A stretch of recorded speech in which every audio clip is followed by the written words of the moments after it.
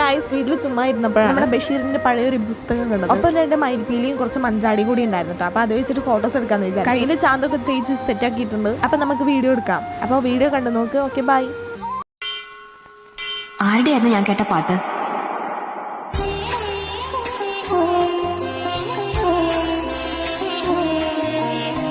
ഇന്നലെ വരെ എന്റെ കൃഷ്ണന് ആൾരൂപമില്ലായിരുന്നു.